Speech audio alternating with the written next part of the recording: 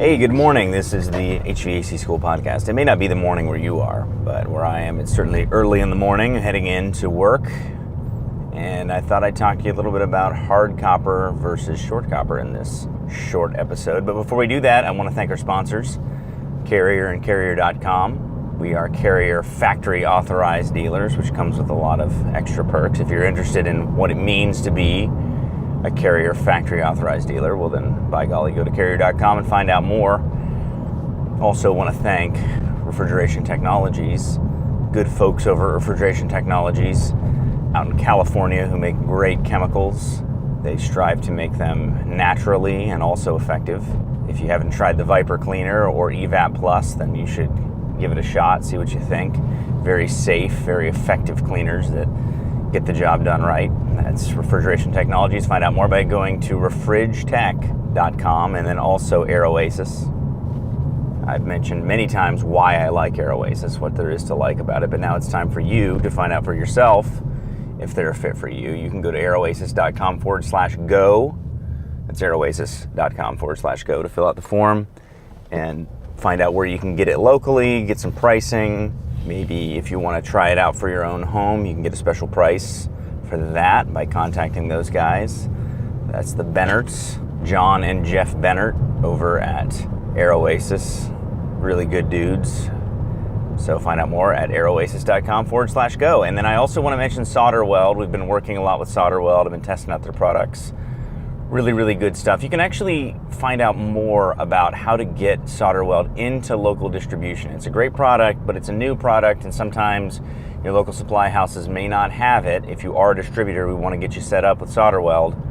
Or if you know a distributor, we want them to contact us and get them set up. You can send people to productsbypros.com. Productsbypros.com. That's the place to send people to help get Solder Weld set up in local distribution. All right, so let's talk real quick about hard copper and soft copper and what the differences are. So if you're a residential service technician, you've probably not worked with much hard copper. And if you work in commercial refrigeration, you're probably like, what's the big deal? We work on this stuff all the time. But here's the main thing that I want to point out, that they're both good for different things. Soft copper is good if you need to work it. You need to bend it by hand or with a bender. You need to be able to swedge it or flare it, then soft copper is the way to go. But soft copper does not hang well, and it is not very structurally sound. Obviously, it's soft. And so I see a lot of residential companies use soft copper where they ought to be using hard copper. So as an example, let's say you're going to be running copper and you're going to be hanging it through a space. Maybe it's a light commercial space, or maybe even it's an attic. If you're going to be running copper through an attic or through a crawl space over any amount of distance, then you really should be using hard copper for that. Hard copper is straight, it's more rigid, you can strap it up more easily.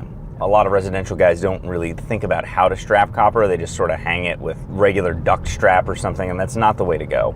You want to use unistrut and special clamps. There's several different clamps that are made for hanging hard copper refrigerant lines that are insulated, so that way the insulation isn't crushed. There's clamps made by a company called Hydrazorb that we use a lot, and many others. Beeline makes some clamps that are designed specifically for copper, and you want to make sure that you get the ones that allow for the insulation and don't crust the insulation. There's saddles that are made that you can hang on the underside. Let's say you're hanging some strut via all thread, then you can mount them inside those saddles. If you look inside grocery stores, look up in a grocery store motor room or in the back room of a grocery store, you'll see this a lot. That's the kind of the typical way. And again, like I said, for those of you who work in refrigeration, you're kind of like, what's the big deal here?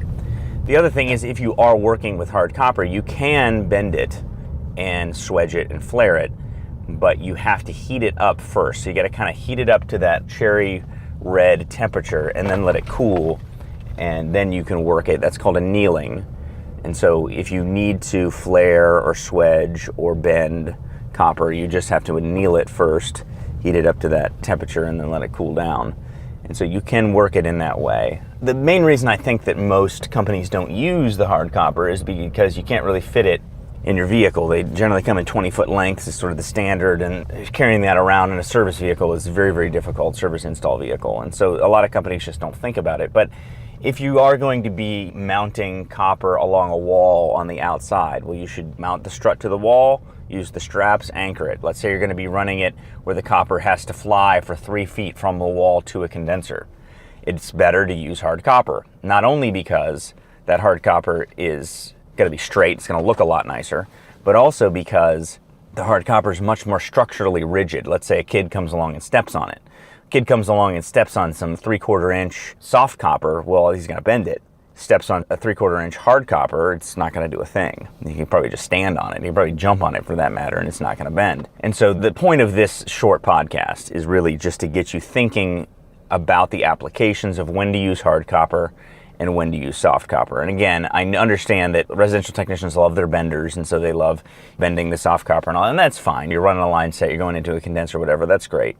But if you need to run straight over a long distance, or you need to hang copper, or you need to make copper look really neat and square over a wide range, so say you got a whole bunch of condensers that are lined up in a row, and you need to feed each of them with a line set, well, hard copper is the way to go. You're not going to make soft copper look really nice in that application. So there you have it. That's really all I had today, is just kind of opening your mind to using hard copper versus soft copper. Obviously, if you are working with hard copper, you got to haul it on top of your vehicle, so you got to be set up for that. The other thing with hard copper is that hard copper has often these rubber plugs that kind of go in the inside, and a common mistake that guys make when they're assembling hard copper is forgetting to take those rubber plugs out, because you can actually put a coupling over top of them, and that's a big no-no, so be really careful with that. With any copper that you're working on, you don't want to work with open pieces. If you're fitting up a line set or whatever, you want to make sure that you're keeping them plugged and sealed until you're ready to use them. So first you purge nitrogen to remove all the air and atmosphere, and then you flow nitrogen while you're brazing. Those are absolute rules no matter what type of copper you're using. I get in residential why we primarily use soft copper, but the encouragement is to think about applications. If you're running over long distances through an attic, if you're running overhead and you want it to be strapped properly, hard copper is really the way to go. If you're running it along a wall and say, multifamily, those sorts of applications, then hard copper is the way to go, in my opinion. And you need to look at the right way to strap it so it looks really neat. All right, there you go. That's it. Thanks for listening. We'll talk to you next time on the HVAC School Podcast.